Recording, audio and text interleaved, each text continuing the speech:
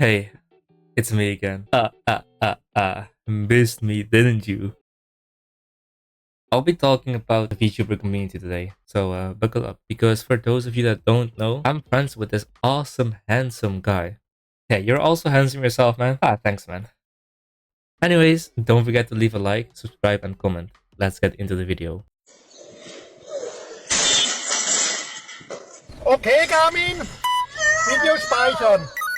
For those of you who clicked on this video, you probably know at least a little bit about VTubers. Otherwise, why are you here? If you don't know, then I don't know, jump off a bridge or something.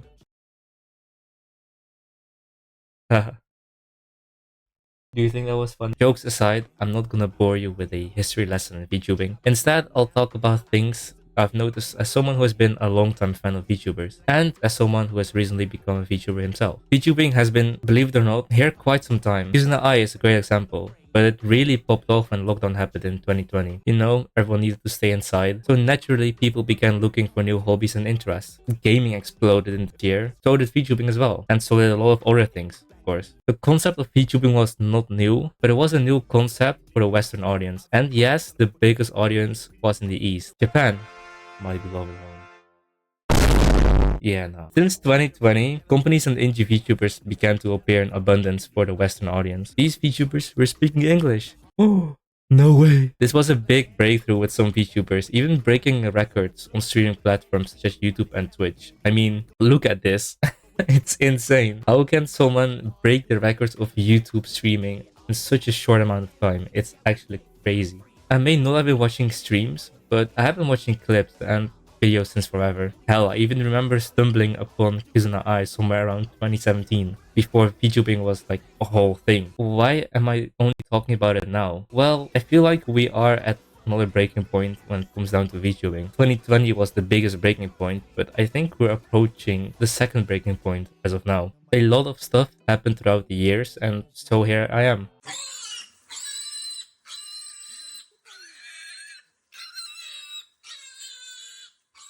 If you know a little bit about VTubers, then you've probably heard the name Hololive or Nijisanji pop up a few times. These are the biggest companies when it comes down to VTubing. Yes, whole companies that fully support their VTubers, or that's at least what you would think. Nowadays, there are a lot of VTuber companies doing the same things with all different VTubers. But again, back in 2020, this was a whole new concept, of course. When VTubing was popping off, a lot of people wanted to be into these companies so bad. I'm telling you, whenever companies, especially Hololive and Nijisanji, put up their auditions for new VTubers in their company, people would go wild with applying. There were so many people applying and auditioning for these roles. But nowadays, this doesn't seem the case anymore. Nijisanji is kind of falling off, and I haven't heard people like applying like mad crazy. Why is that? Well, let me explain.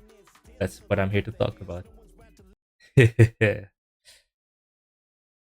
Since most of these companies' policies stem from Japanese idol culture, things are not as positive as they may seem. If you know a lot about Japanese idol culture, then you know what I'm talking about. Strict rules, unfair pay cuts, especially parasocial fans, and this is like one of the biggest things VTubers have nowadays. You name it. There's just so much bad stuff. If you know about idol culture, then you know this shit is fucking bad shit crazy.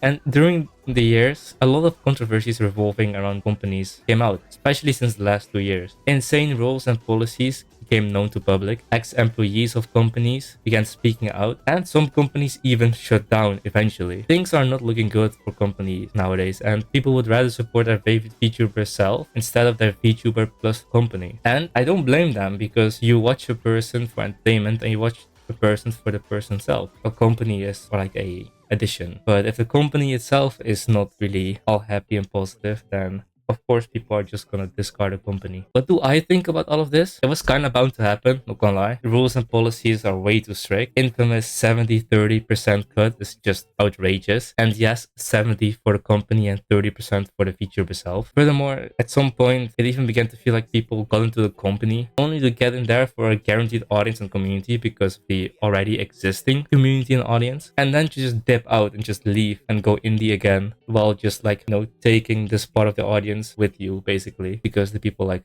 watching you. Which is, I guess, kind of a smart strategy, honestly. But it isn't supposed to be like that, right? Or am I just tripping? That's happened so many times before. And I'm mainly looking to, one of the two big names I named before, Niji Sanji. But it also happened to real life as well. I'm not gonna go further into detail, but it's just crazy. It has happened so many times. All of the fingers I have right now are not even enough for the people that have left, taken a part of the audience, That's crazy. Like, what are these companies even for? The kisses of the sun, oh sweet, I didn't think I let it in my eyes. Like an exotic thing. Another thing is that, Twitter, or X as you would call it, is a cesspool of just weird people. I really didn't want to make a Twitter account, but I reluctantly made one. So if you didn't, you can follow here, I don't really post that much, but people make a lot of arguments that make no sense, especially from the stuff I've seen before. Persecution or cancellation of people without evidence of substance. Like, why would you go after someone without really good evidence? It just makes no sense. And people eat this shit up. Like, not gonna lie, people like to fucking tea, This is just really bad. How would you accuse someone of something without fucking evidence at all? That just makes no sense. And it just gives this person that you're trying to cancel a bad name in general. Even if the stuff you're saying is just completely wrong, it will still linger, Basically digital footprint as well. So even if it's not true, people saying stuff about this shit just makes it already bad as it is, So it's just a fucking weird ass social media platform. I really don't want to get involved into that shit, But it is a platform that a lot of people use, so that's why I made it. Generally speaking, lots of people are toxic, and the VTuber community is second to none, to also being very toxic on this platform. And just overall, VTubing is a very competitive scene, and a lot of people love arguing about literally nothing. People were accusing other people of stealing content, of stealing models. Some were true, some were not true, but you can see that this is just a fucking cesspool of just really bad arguments that, could have been resolved with just a simple, like, I don't care, or sorry, I did it, apologize. It feels weird to me to make it such a big deal, It may be all nice on the outside when you look at the content of VTubers, but the shit that goes behind the scenes sometimes is just crazy. The amount of controversies that have been revolving lately around VTubers is insane, ranging from unpaid stuff from companies all the way to blacklisting certain other VTubers from artists just because you don't like them using your artist. A lot of the stuff happened on Twitter. That's why I also include Twitter talk. Yeah, the last few controversies were actually insane. We had the whole Shoujo situation a month ago.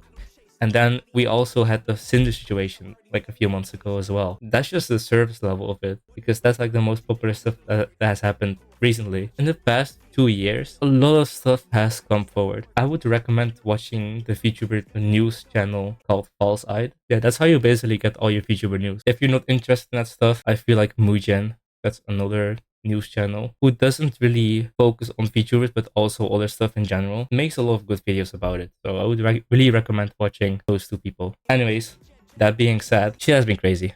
Shit has been fucking nuts. The things that have come out about these VTubers and these companies, what the fuck? What the fuck? And it has all been behind scenes, behind closed doors. People that are watching your content just don't know about this shit, But then you look at the back end of things and you're like, yikes. Seeing all these controversies, seeing all these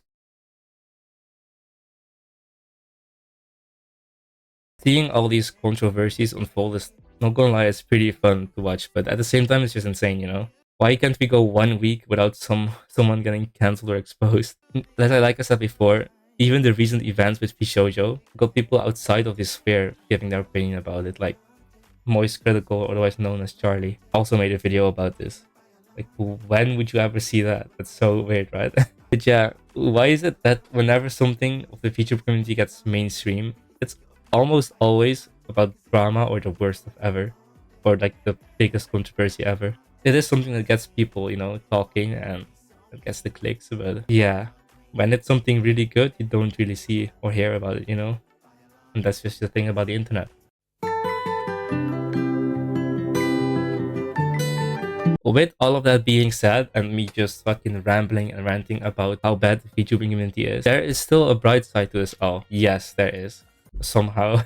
Because of the recent events with controversies, a lot of people are trying to recover from their losses, of course. And people that left companies are trying their hardest to make it out there, The people that were stirring up trouble have either left or have been rightfully persecuted. As you know, Twitter drama, give it a few weeks and everyone will forget about it because somehow everyone has the memory of a goldfish on Twitter. Give it a year or two and maybe you'll see Cinder again.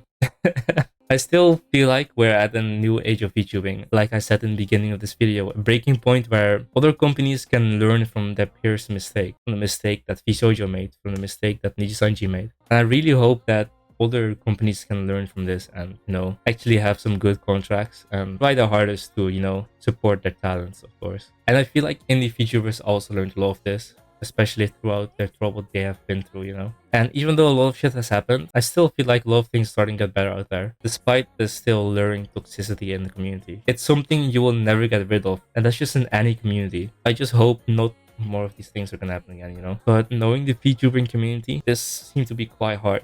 What do you think, Firen? Yeah, I don't care. If you like more videos like these, feel free to subscribe and leave a like, as well as leave a comment about what you think about the current state of VTubing. I will see you guys in the next video. Bye bye.